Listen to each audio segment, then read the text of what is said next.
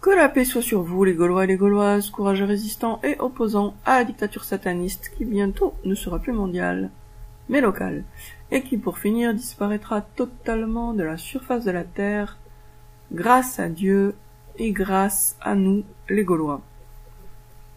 Donc, je vais vous parler dans cette vidéo de la différence entre signe et indice. Alors, en réalité, il n'y a pas d'opposition à faire, bien sûr, et d'ailleurs, on peut considérer les indices comme un sous-groupe appartenant au groupe plus grand des signes. Mais là, dans cette vidéo, je vais faire une distinction quand même, et considérer qu'il y a une réelle différence entre les deux. Alors, un indice, c'est un signe particulier, justement, qui émane de la chose qui se manifeste. C'est-à-dire, je vous donne un exemple. Vous avez un point brillant sur l'eau qui ne bouge pas. Ça pourrait être un indice qu'il y a un iceberg. Donc l'indice, en fait, c'est une partie de l'iceberg. C'est la petite partie que l'on voit. Donc c'est la partie du tout sur la piste duquel l'indice nous met. Alors un signe, par contre, en tout cas là dans cette vidéo là, parce que bon après tout dépend de la façon dont on définit le terme, hein. Donc un signe par contre c'est plutôt une métaphore. Par exemple, vous vous promenez dans la nature, un corbeau vous attaque les pieds. C'est un mauvais signe. Un signe que vous avez peut-être des ennuis qui se préparent. Mais c'est pas un indice au même sens que la pointe de l'iceberg, parce que il y a un rapport métaphorique, c'est comme une image de ce qui va peut-être se passer, le corbeau symbolisant par exemple quelqu'un qui va vous agresser. Donc là, on a un signe du type à interpréter, du type métaphorique, comme une espèce de comparaison, alors que dans le cas de l'iceberg, c'est vraiment la pointe de l'iceberg que vous voyez. Donc c'est différent. Et dans les deux cas, c'est une information.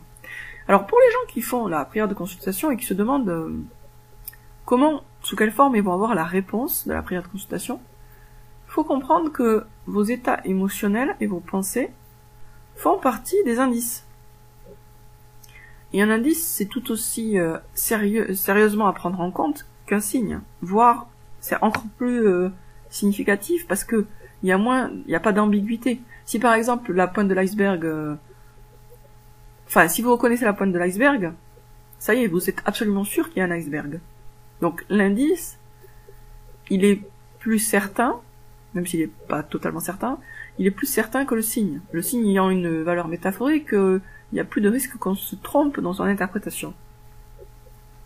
Donc si après avoir fait la prière de consultation, je vous donne un exemple, par rapport à est-ce que je dois épouser un tel, et que vous sentez que vous n'êtes pas motivé, vous avez votre réponse à la prière de consultation. Vous n'avez pas besoin d'attendre un signe extérieur, alors que vous avez déjà cet énorme indice, que vous n'avez pas de sentiment pour lui. Donc, les sentiments qu'on a, les pensées qu'on a, ce sont de très grands signes ou indices, enfin là, on va dire que c'est des indices, qui sont bien sûr à prendre en compte. Et moi, j'ai remarqué qu'il y a beaucoup de gens qui n'arrivent pas à se fier à leurs propres sentiments après la prière de consultation, alors même que la réponse, elle est là. Parce que ce que vous ressentez, ça fait partie des signes ou des indices les plus massifs, les plus importants, les plus significatifs. Donc c'est à prendre en compte tout autant qu'un oiseau qui vole sur la droite ou qui vole sur la gauche. En fait, tout est à prendre en compte, mais avant tout, les sentiments et les émotions. Je parle là du cadre de la prière de consultation, puisque si vous l'avez pas faite, là par contre, vous pouvez être égaré par vos sentiments. Donc c'est bien de la faire toujours, pour être sûr que nos sentiments nous mettront sur la bonne piste. Mais après avoir fait la prière de consultation, de préférence plusieurs fois, et pas juste une fois, genre, pour quelque chose d'important et de sérieux, c'est bien de la faire 6 ou 7 fois. Donc après avoir fait 6 ou 7 fois la prière de consultation, par exemple sur une semaine, là c'est le moment de vraiment prêter attention et valeur à vos sentiments. Vos sentiments sont extrêmement significatifs. Si vous êtes censé faire un truc, Dieu va vous motiver pour faire cette chose. Si vous n'êtes pas censé faire un truc, Dieu va vous priver totalement de la motivation. Donc si vous avez un dégoût pour quelque chose, ou une très forte envie de faire quelque chose, et que vous avez fait la première consultation par rapport à cette chose, ça y est, vous avez votre réponse, vous n'avez pas besoin de signes supplémentaires. Parce que, de toute façon, là, vous avez déjà une réponse massive. Moi, par exemple, je pensais à passer un certain concours. Mais je n'arrivais pas à me motiver pour le préparer. Donc, je fais la première consultation, et après, ben, je le prépare pas. Donc voilà, c'est ça la réponse. À partir du moment où je l'ai même pas préparé, ça aurait aucun sens que je le passe, même si on pourrait dire rationnellement, machin, bidule. Non, parce que j'ai fait la première consultation, ma motivation elle est au zéro absolu, puisque j'ai rien fait pour me préparer. Et donc, j'ai pas besoin de réponse supplémentaire avec un signe ou un signe extérieur, quoi. Tous les signes, je les ai en moi-même. Donc, quand vous avez des doutes, faites la première consultation. Mais quand vous avez fait la première consultation, ne cherchez pas des signes à l'extérieur, ou en tout cas, cherchez-les que quand vous avez déjà prêté attention à tout ce que vous avez comme signaux internes. Les signaux internes, ce sont les émotions, les pensées. Si vous sentez que la perspective que vous aviez envisagée ne vous intéresse plus du tout, ça y est, vous avez la réponse. Ou si vous sentez que vous êtes hyper motivé, après avoir fait la première consultation, ça y est, vous avez la réponse, ça suffit. Pas besoin de chercher midi à 14h. Puisque vous avez des indices massifs. Pas besoin de chercher des signes métaphoriques. Bon, vous avez compris que le signe métaphorique, c'est comme... c'est quelque chose qui se passe, qui fait référence à autre chose. Alors que l'indice, c'est vraiment un signe qui émane de la chose. Donc par exemple, les gens qui se disent oui, si des oiseaux volent sur la droite, c'est un bon présage, ça c'est un signe métaphorique. Mais quand vous n'êtes pas du tout motivé pour un projet, ben ça c'est un indice.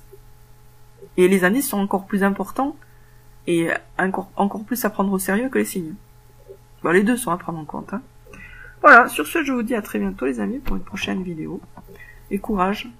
On est tous aux prises avec ce monde de tarés, dirigé par des psychopathes, par des satanistes. Mais bon, après tout, c'est logique hein, que le monde soit devenu fou, puisque à sa tête, on a des gens qui tuent des enfants pour le plaisir. Donc à partir du moment où des gens font ça, bah il est tout à fait logique que si on leur laisse le pouvoir, et au cours des siècles, on leur a laissé le pouvoir, et ben ils fassent tout pour détruire tout, quoi. Ça leur kiffe. Ils pensent qu'ils plaisent à Satan comme ça, et c'est vrai, ils plaisent à Satan en faisant ça. Mais bon, ils sont quand même complètement stupides, puisque quand ils seront morts, Satan pourra rien faire pour eux, il pourra pas les aider. Et c'est là qu'on voit la stupidité des satanistes, quoi, parce qu'en fait, ils font beaucoup d'efforts pour aller retirer en enfer éternellement. C'est quand même très con. Sur ce, donc, je vous dis à très bientôt, les amis.